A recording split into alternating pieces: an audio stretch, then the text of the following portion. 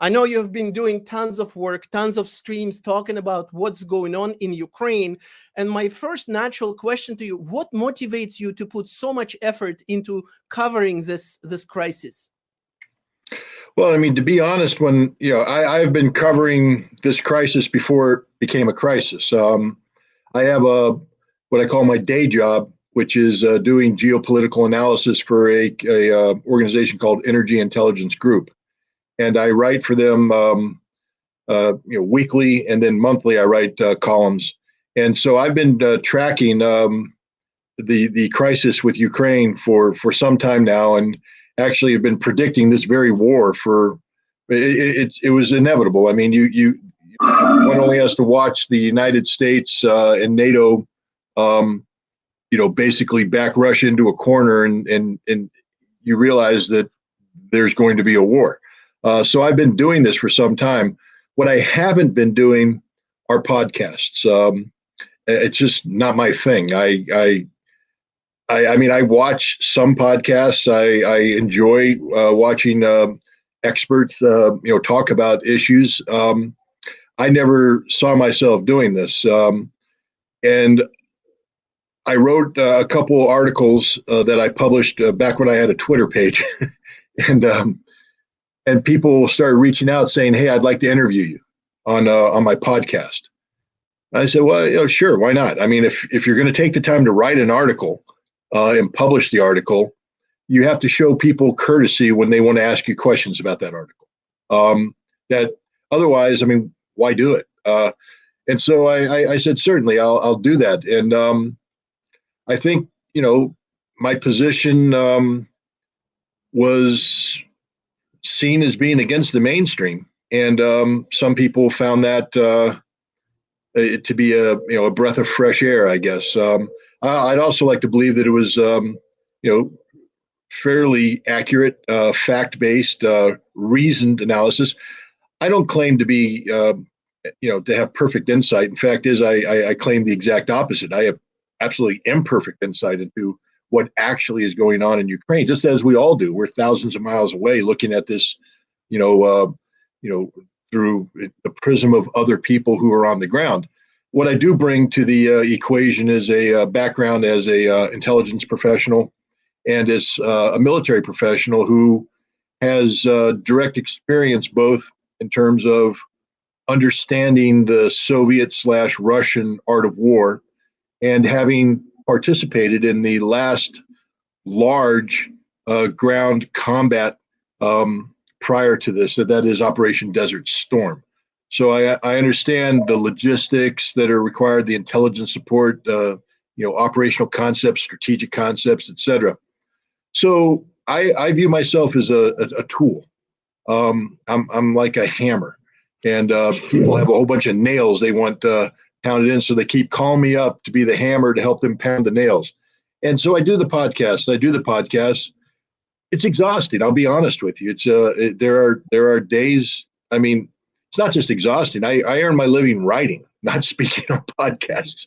And there are times when it has a detrimental impact on my ability to write, just because I'm so tired from doing these. But again, we're in a unique period of time when a lot of people have questions about a very complicated issue, and I just feel that there's I'm not going to say that there's an intellectual obligation to follow through. Again, I keep writing, I keep publishing, people keep having questions about what I write. Therefore, I have an intellectual obligation to be available to answer those questions. That's why when you asked if I would come on your podcast, the answer was yes. I mean, if I can do it, I'll do it. I very much appreciate it. And I don't want you to say the same things that you've been saying for many days, with which many of our viewers would be familiar with, about how the Russian army will necessarily and inevitably dominate the Ukrainian army, and about the role of NATO and the US in inciting what's going on, and instead of trying to put out the fires. I'm going to ask you slightly different questions.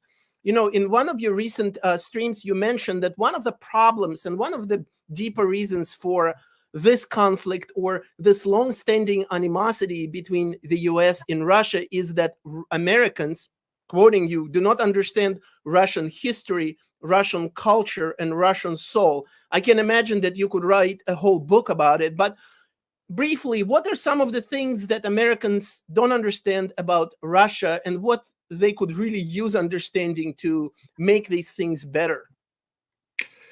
Well, I'll just start by noting that, at the end of the Second World War, we being the United States, had put in place academic institutions that were tasked by the U.S. government to be able to prepare diplomats and soldiers to interface effectively with their Soviet counterparts, because there was a recognition that we would be called upon to, work with the Soviets. And this became even more important as the post-war period transitioned into the Cold War period. I think there was a recognition that our goal should be not to go to war with the Soviet Union, but to find ways to avoid going to war. And the best way to do that would be able to effectively interact with your Soviet counterparts. Now, to do that, you have to be trained properly. And so a system of Russian area studies was developed, both at the undergraduate level and, more importantly, at the graduate level, that focused on what I call just the fundamentals. The history, the culture, the music, the literature, and then they also, these programs invariably ask people to go over and meet and live with, spend a semester abroad, which is very important. Not just for the language, but in the Cold War, and I was guilty of this. I mean, I grew up overseas. I grew up in Germany and Turkey during the Cold War. I mean, right there on the front lines. My dad was an Air Force officer. People can chuckle about it today, but kill a commie for mommy was literally what we believed in. I mean, I was raised to kill a commie for mommy. I was better dead than red. These colors don't run. We were hyper patriotic long before. We were hyper patriotic long before the 9/11 crowd took over. We got to hold on. These people were supposed to have an interview with me at 7:00, and I think they forgot what time it is. So they're going to keep calling until I don't know how to silence them. But it's their problem because they missed their window, and we've got our window. Yes. But the fact is, I was as guilty as anybody of, when you have to learn to hate. I mean this in all sincerity. You have to be taught to hate, and it's easy to be taught to hate. You know how you teach people to hate?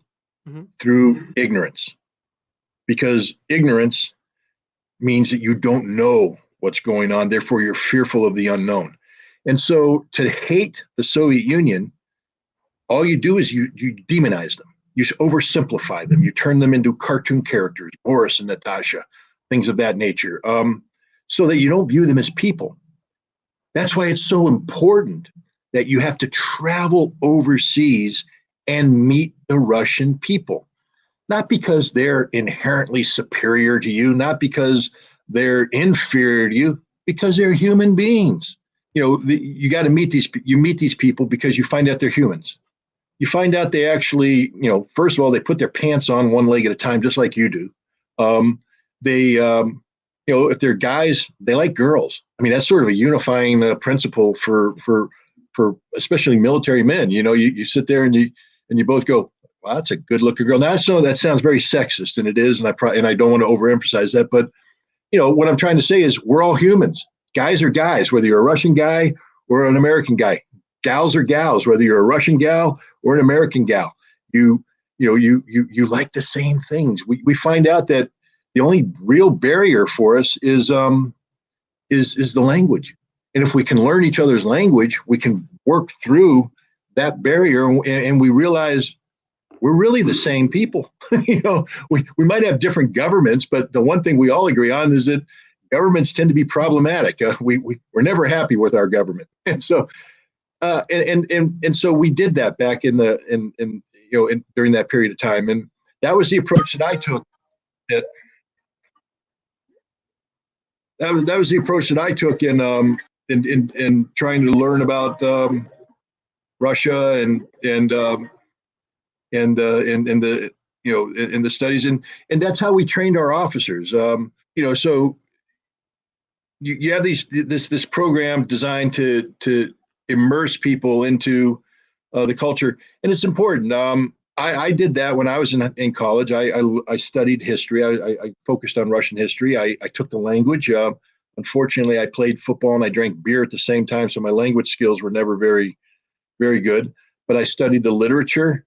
I studied the culture. I attended concerts, and trust me, American college guys who play football don't like to go to classic music, Russian music, listen to Tchaikovsky, but I did, because that's how you learn.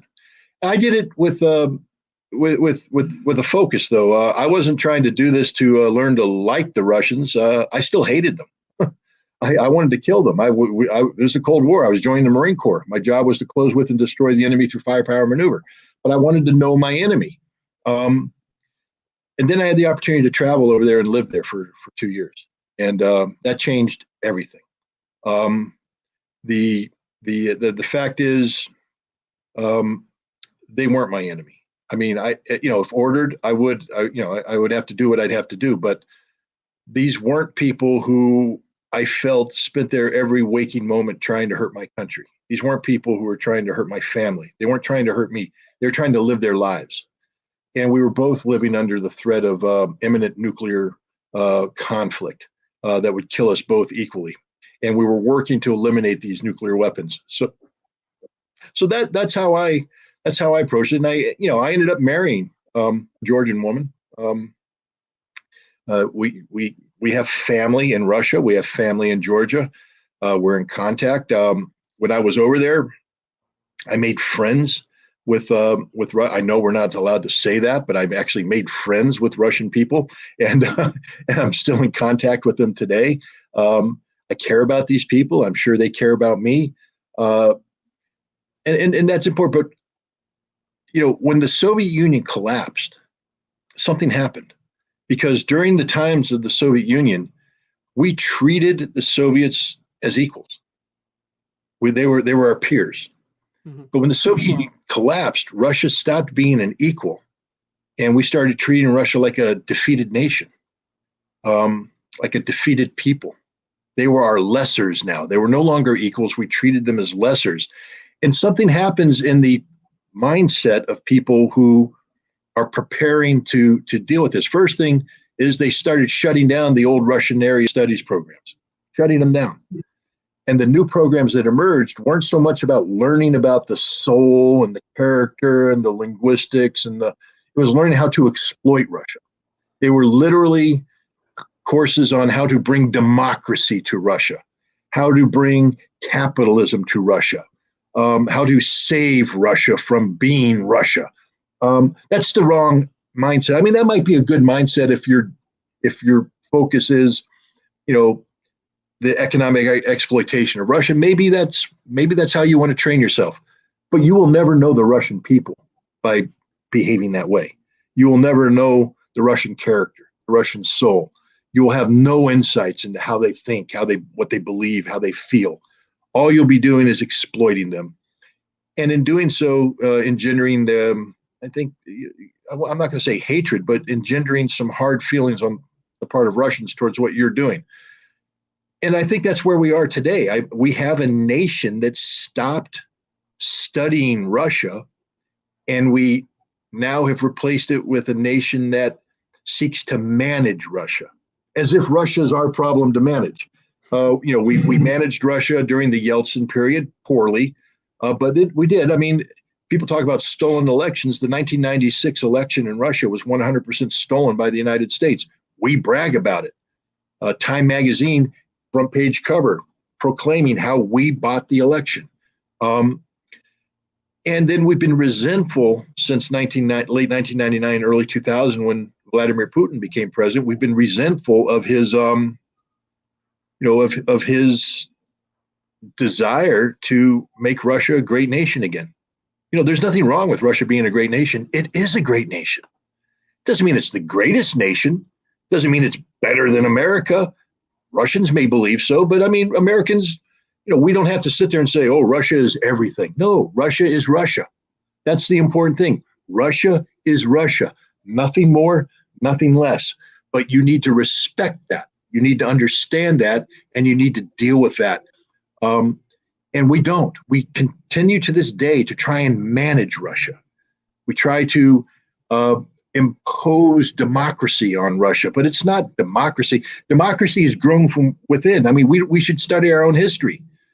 American democracy came from America. Nobody brought democracy over here and said, here, let me teach you how to be. We had to learn it. Every successful democratic nation learned how to be democratic on their own terms. What we've done is we have corrupted the principles of democracy because we're seeking to impose our vision, which is derived from American history, American culture, American imperatives, and we're trying to impose that on Russia, ignoring their history, ignoring their culture, ignoring their imperatives, and it fails. And when it fails, we say, see, they're undemocratic. That's not true. Russia is a democracy. It's not a Jeffersonian democracy.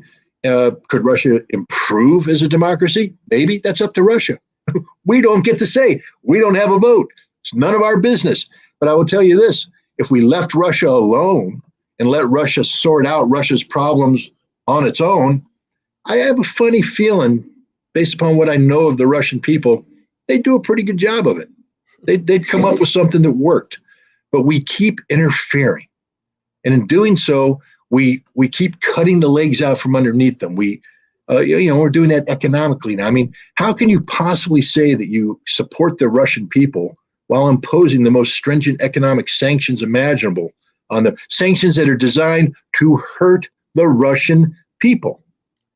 Plain and simple. So anyway, that's just a long rambling answer to your question. But yes, just a couple of observations about your answer. We've been trying to teach a few parts of the world democracy. We were trying to intervene. It didn't work so well in a few places, and yet we don't learn a lesson. And I'm sure you would agree with the question that Donald Trump asked not so long ago. What's wrong with getting along with Russia? That question made me feel so good, regardless of who he is and what you might think of it. Hearing that, I've been waiting for years to hear that. But it took somebody who is completely outside of the establishment to say that, because inside the establishment, you can't say that. You can't even hint at it. You can't even suggest it, because the establishment that exists today is not about getting along with Russia. It's about managing Russia, exploiting Russia. I've written about this in the past. I call this class of people who advise, administrations, past and present. I call them the Putin whisperers, because all they do is they run around and they whisper in the Putin. Putin is to blame for everything. Putin is evil. Putin is to blame.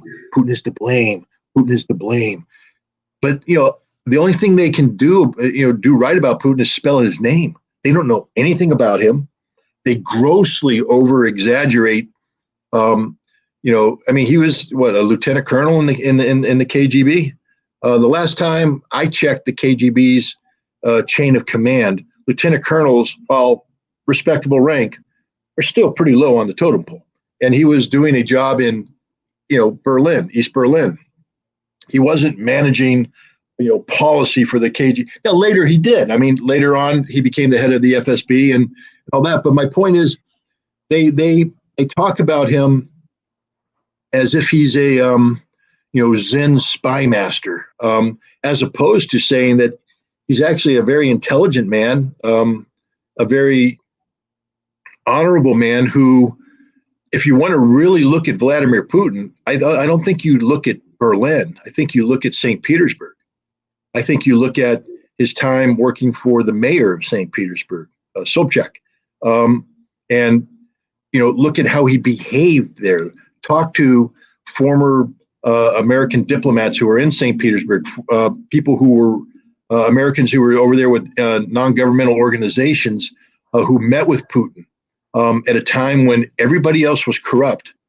Putin was the uncorruptible. He didn't take bribes. He listened. I mean, people were stunned. They said that the one thing that separated him from others is how he listened to them when they spoke, and then how he asked relevant questions. I think that's the period of time, if you want to know who Vladimir Putin is, that's the time you got to focus on, because that's where he matured as a politician. Sure, you retain some of your intelligence past. I have. But, being a spy is just being a spy. It's not superhuman strength. It's actually a pretty screwed up way to go about living life, because it's about exploiting human frailties and working weakness into your strength. That's not the way people are supposed to operate.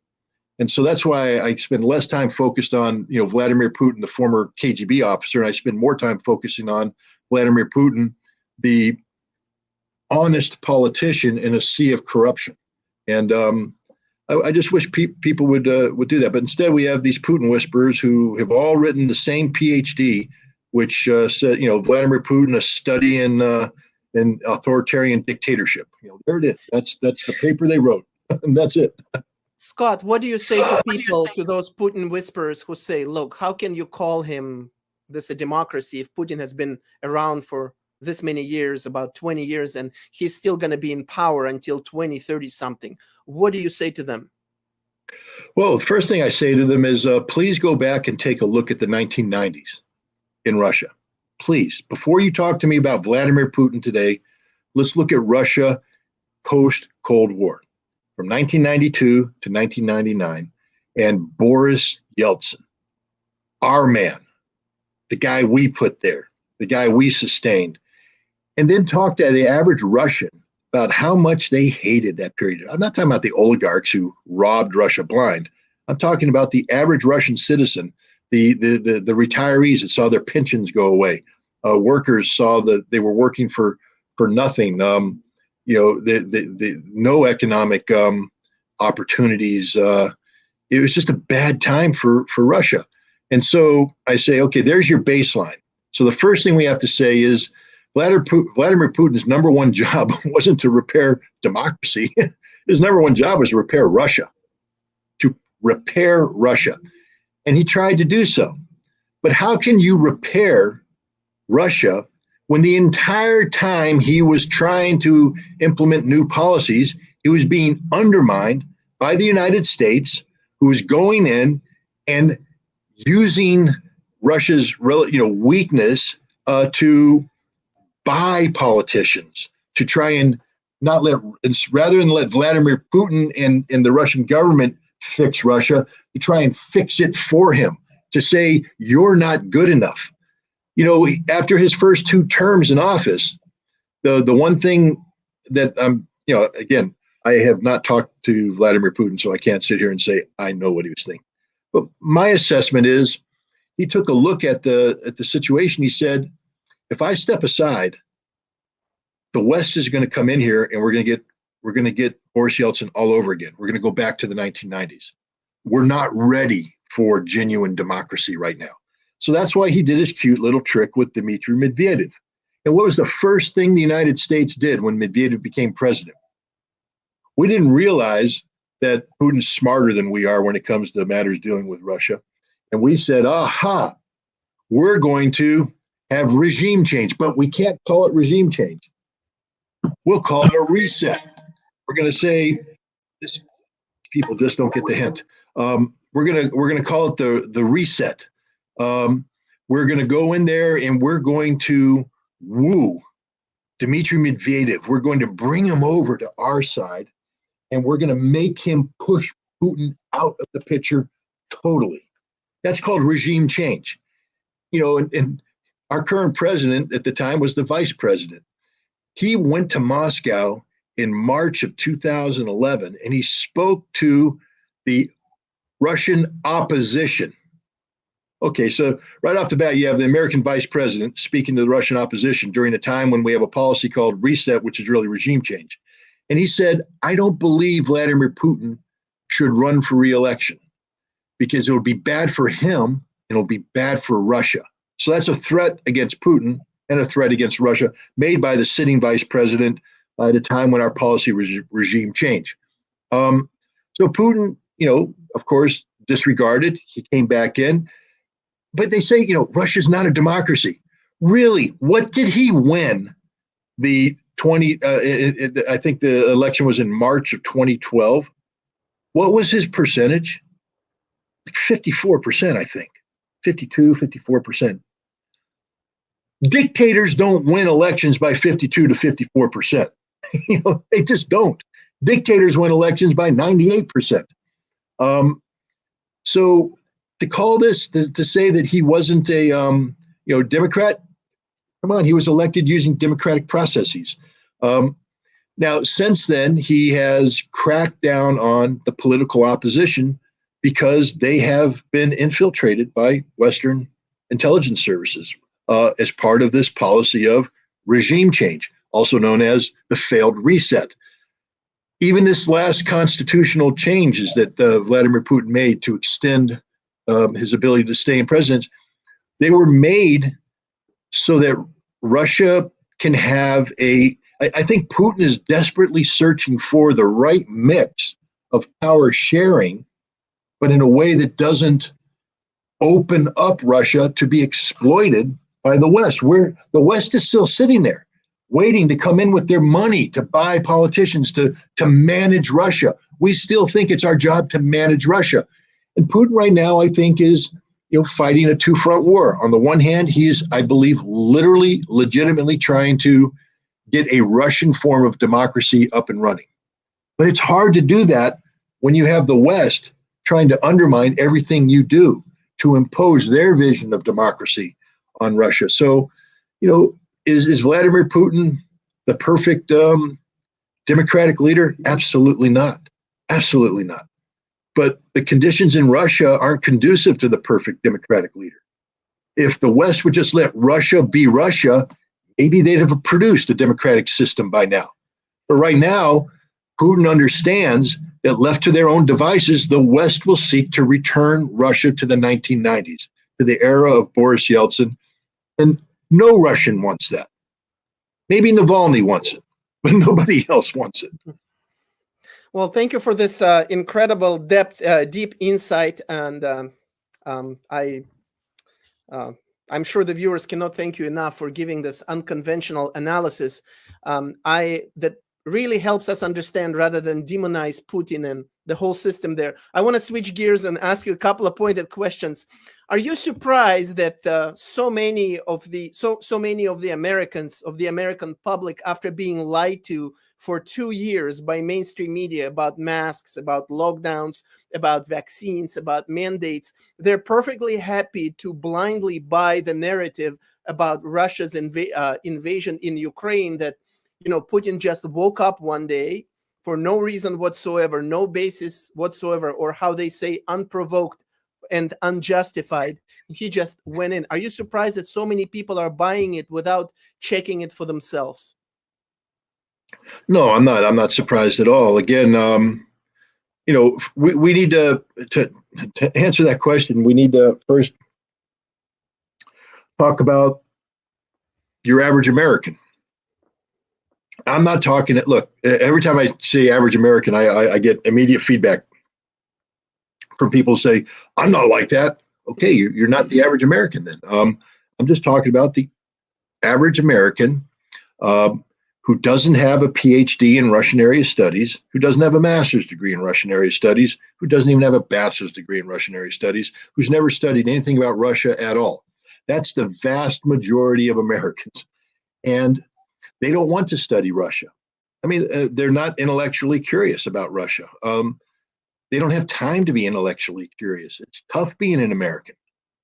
I mean, we have this thing called the American dream that everybody's chasing. The house, 2 cars in the garage, the perfect family. Everybody's chasing this dream, and very few are able to actually catch it. And when you do catch it, it's hard to hold on to. You got husbands and wives working, both fully employed. Sometimes they have to work 2 or 3 jobs just to make ends meet, so you can pay that mortgage, pay the car payment. By the time they come home, they aren't going to be going to night school to learn Russian, or study Russian area studies. They aren't going to, log on to the internet and study Russian. They're going to sit down in front of the TV after a dinner, and they've got about 30 minutes max where they're going to watch the news. But they don't, they just had a hard day at work. The last thing they want to do is think. They want to be entertained. So the purpose of the news media is to entertain them. Now, entertainment can come in several forms. I mean, you just look at movies. We got comedies, we got horror movies, we got dramas, we got military drama. So it doesn't mean that entertainment has to be laughs. War is the greatest entertainment there is. War is, people will tune in to watch a war every single time it happens. So they're entertained. Crime is a huge entertainment. So the more riots you have in the street, the more people are going to watch it on TV. That's just the way it is. If it bleeds, it leads. That's an old, TV say, or TV state saying. So these people just don't have the time to learn this. They want to be wrapped in a cocoon of comfort. That's the American dream. Comfort. It's consumer-based comfort. I go out and buy things that make me happy. And I wrap myself in this. And as long as I can sit in my little cocoon of comfort and nobody bothers me, I'm happy. Now, when somebody comes in and bothers me, I get unhappy. That's why you saw in COVID, people got a little unhappy because it bothered their cocoon of comfort. But that was an immediate impact on their reality. Russia doesn't have an immediate impact. Even this, the energy prices right now, they call it Putin's tax, but it's not. It's Biden's bad policy. It's just all it is. It's bad policy on the part of an elected official. And the people that buy into the notion of Putin's tax means that they don't know anything about Putin. They don't know anything about Russia. They don't know anything about what's really going on. And this is the hard part, because here you and I are having this conversation. And I would bet that the people who watch this are not your average Americans. The people who watch this are actually people who have taken the time to taken their precious time, by the way, because time is a precious commodity, and they've taken their precious time and they've decided, this is how I want to spend my time, furthering my studies and furthering my knowledge about Russia. I joke about this, but I have some friends. We used to go to Monday Night Football before COVID came. Maybe we'll start doing it again. But back when I was doing the Iraq thing, and they were all like, oh, Scott, this is pretty serious stuff. I said, yeah, we may go to war. You guys might want to learn. Well, we don't have the time to put into it like you do. This was your life. This is what you did. So you got the knowledge, and so we're going to trust you on that. And I said, okay, I understand that. Then we'd watch football, and the first thing, the coach calls a play, and they go, that's the wrong play to call. This was a 3rd down and 3. You don't send the fullback up. Statistically speaking, da da da da da. And I say, how do you guys know all this? Oh, well, we read the sports page. I said, so you've decided that learning sports trivia, sports statistics, is more important than learning about why America might go to war? The answer was yes, because that's what was important to them. That's what made their life complete, not the war in Iraq. And right now, today, we have people who, look, let's again be honest. Unless you're a Russian American or a Ukrainian American, this war doesn't impact you. It doesn't. It's entertainment.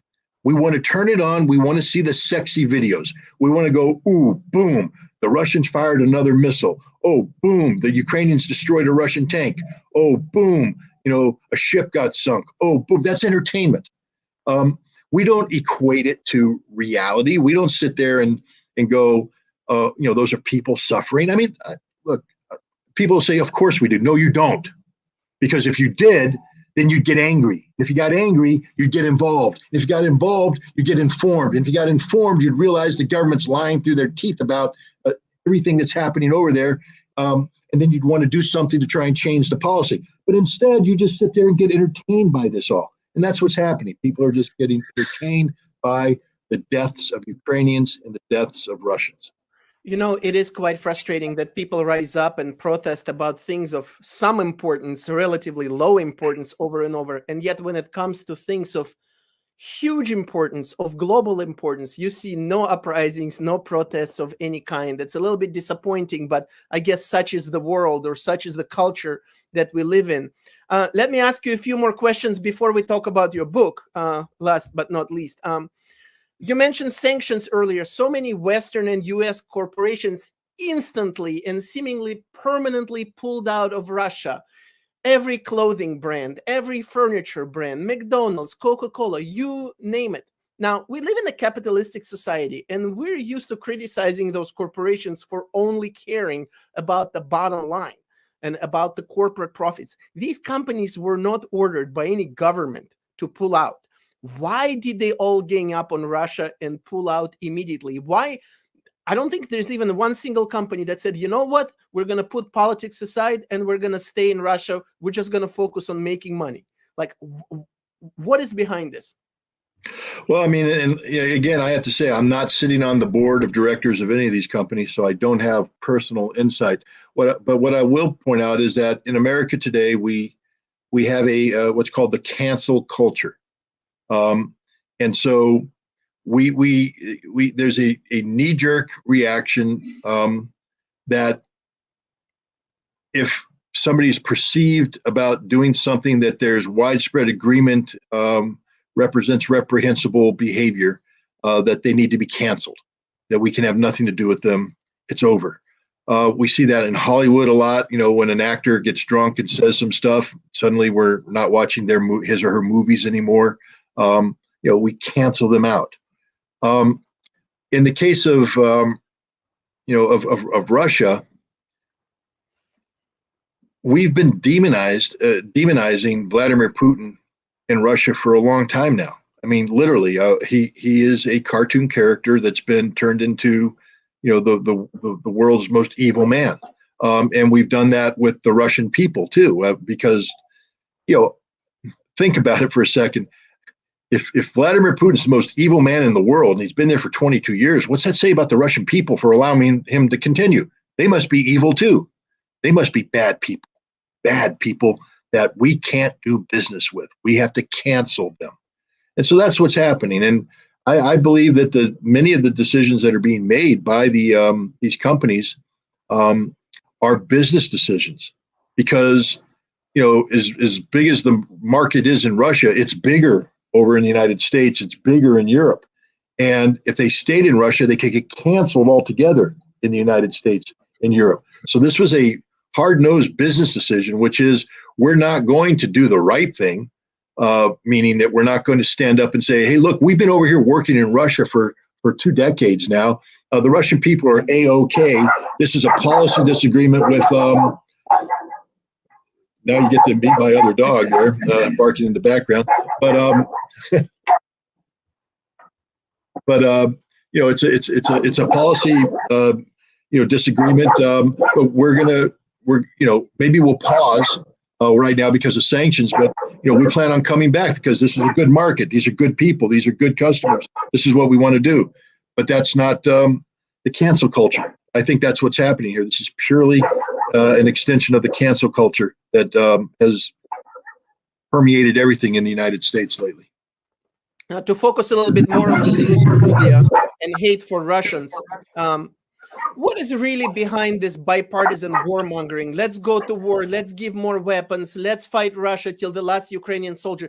Is it really only coming down to the military-industrial complex and making money? Are politicians really willing to take the risk of escalation, World War III or whatever, just to make an extra buck? Or is there more? No, I don't think. I personally think that the issue of making an extra buck. The military industrial complex is about making money. It's just like any business. It's about making money. But they make money off of U.S. taxpayer dollars that are allocated by Congress. So let's stop pretending that this has only to do with Lockheed Martin and Raytheon. It doesn't. This has everything to do with the United States Congress, who makes policies and implements those policies. And Congress it takes its direction from the voters, meaning what the voters will allow is what Congress will do. But the point is, I don't think this is about just military industry. I don't think this is about making money. This is about stupidity and ignorance. First of all, the United States is very much a nation that has war in its DNA. We've been at war for the vast majority of our history. We worship war. We worship our military. We put our military on a pedestal. We treat them all as heroes. And people say, well, they are heroes. Not really. Some people do heroic things, but simply joining the military does not make you a hero. It means you took a job. You get trained to do that job. But we feel that we have to make everything about the red, white, and blue, glory, charging the hill, hoorah, let's go. Everything has to be that dramatic moment. Every moment has to be that dramatic moment. Every conflict has to be about that Hollywood imagery and all that stuff. And we don't focus on what war really is. It's about people killing people. That's it.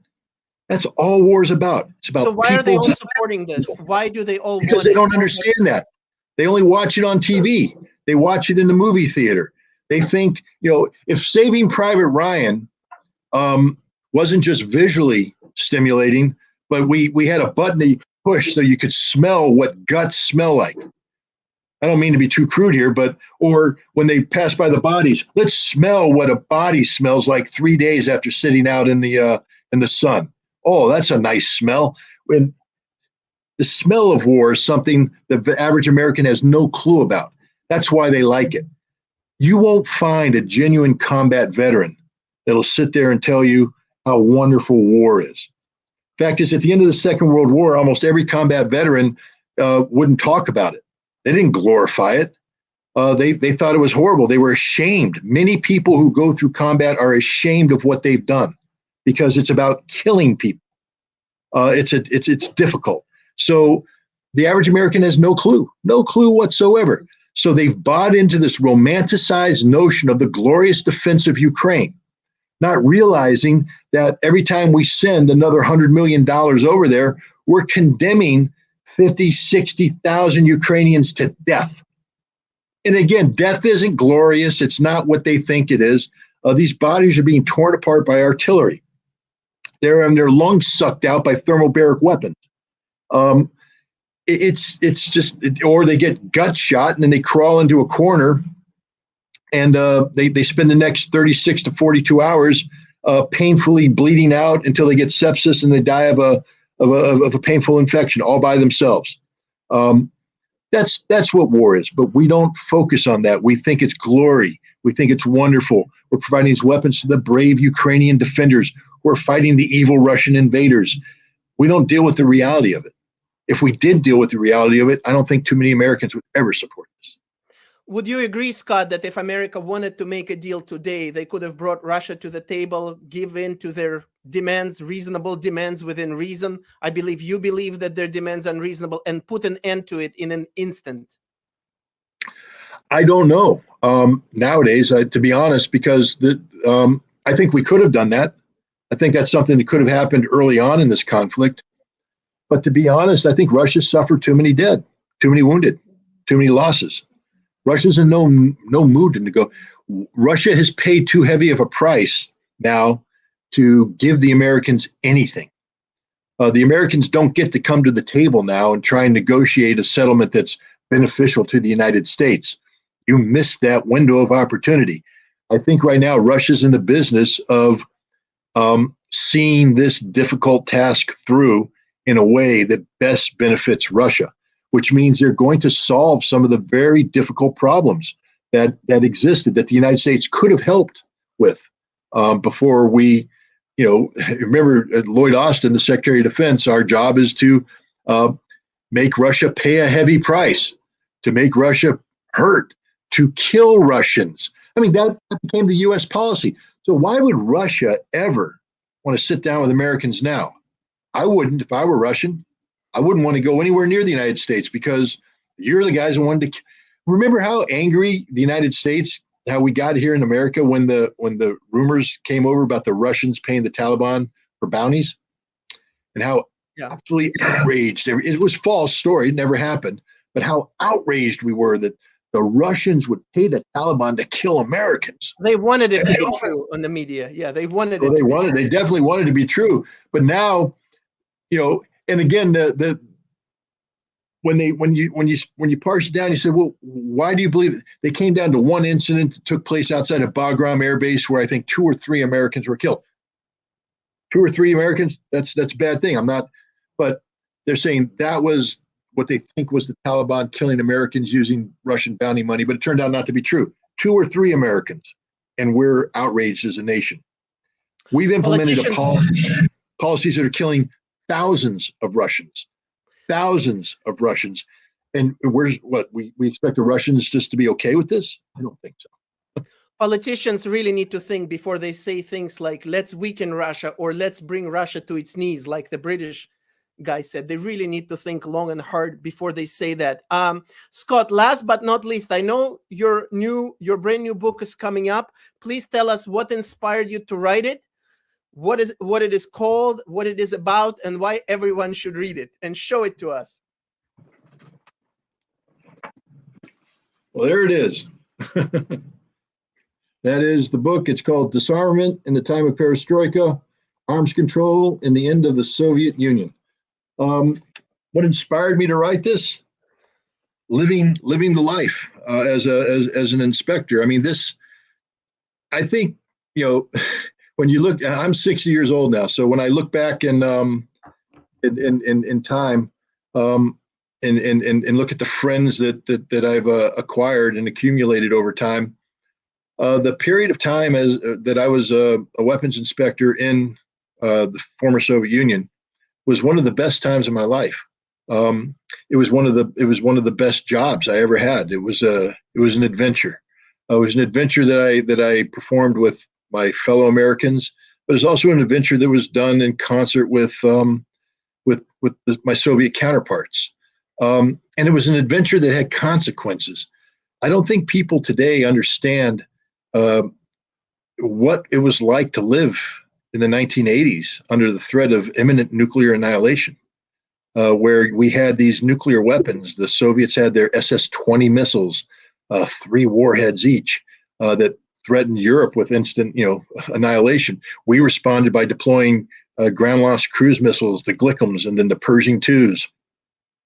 Pershing IIs that, if launched, could hit Moscow within 7 to 9 minutes of launch, reducing the Russian response time, so that if there was an accident and we accidentally launched a missile, Russia wouldn't understand it was an accident. Russia would just hit the button, fire everything, and the world ends.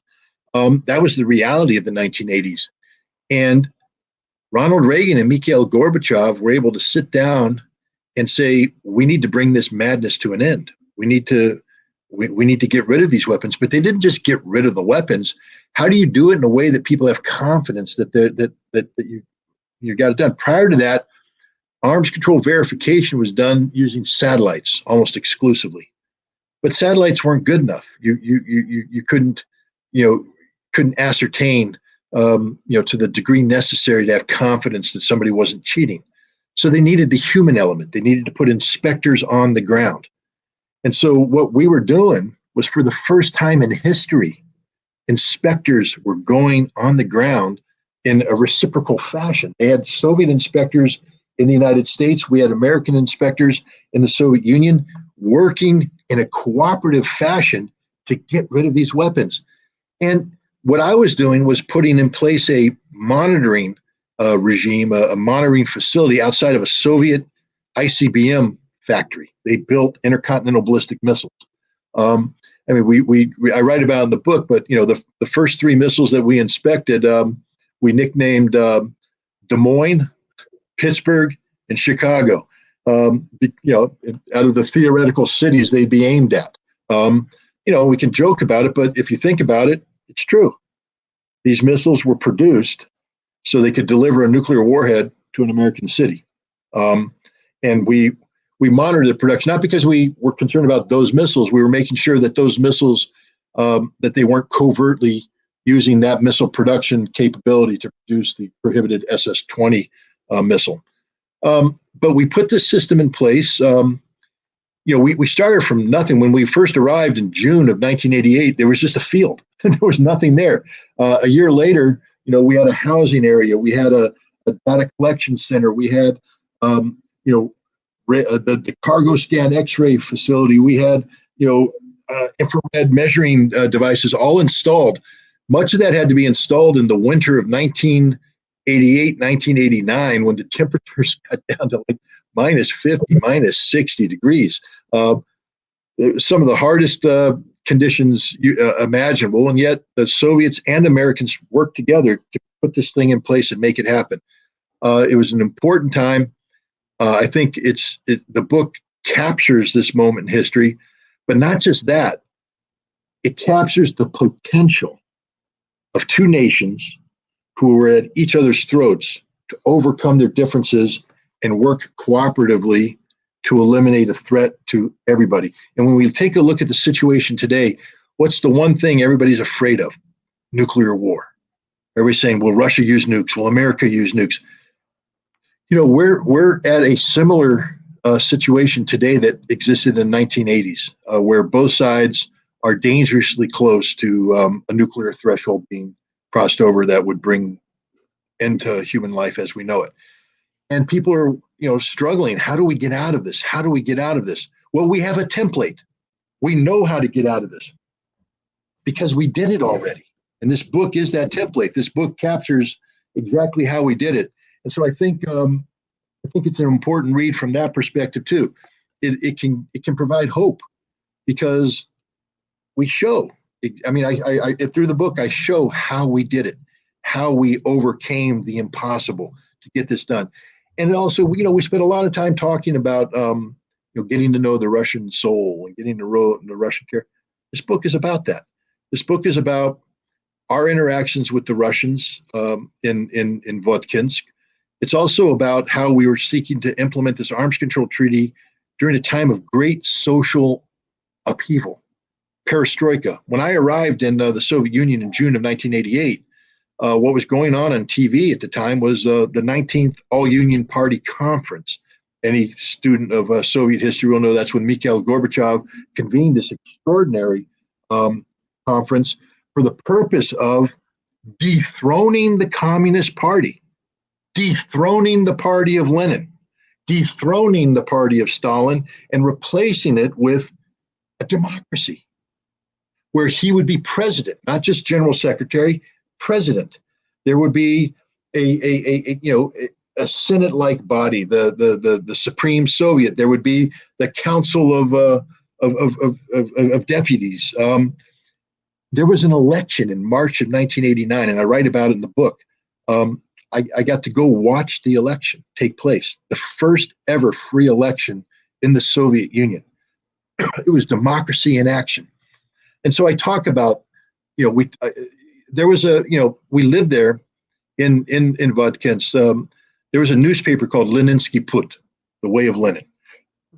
It was the town Communist Party newspaper. People say, oh, it's just propaganda. Well, actually, no. It captured what was going on in Votkinsk. And for us inspectors, it became a window into Soviet society. We subscribed to it. We read it. We learned about the problems. And the beauty of it was, as perestroika advanced, as glasnost, openness advanced, the newspaper advanced with it and started to be more probing about what the real problems were in Soviet society. And so as we're progressing it from an arms control perspective, at the same time, we're watching the Soviet Union transform into something new, and it wasn't necessarily something better. It was a difficult time for the Russians, but this book captures that as well. And like I said, it's I think for anybody who has a bent towards history, this captures a unique moment in time that no other book has come close to this. It also captures arms control history. It captures the nuclear policy. It's also a human story. I think you when you read it, you'll see there's a lot of humor in there, because when you go through difficult times, there's some you got to find humor in what you can. So I think it's an entertaining book, and I've been waiting. The reason why it's coming out this year is I think on in December 8th is the 35th anniversary of the signing of the Intermediate Nuclear Forces Treaty. I wanted the book to come out now. It's taken me 35 years to write this book. I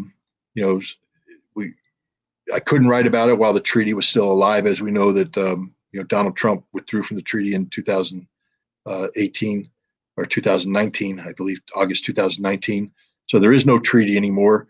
And as soon as that happened, I was liberated to write this book, because now I'm not bound by a treaty restriction on talking about treaty things. But I'd been researching the book up until then, and then once the treaty ended, it took me about 3 years to write this book of solid research, solid writing, and here's the product. I'm pretty proud of it.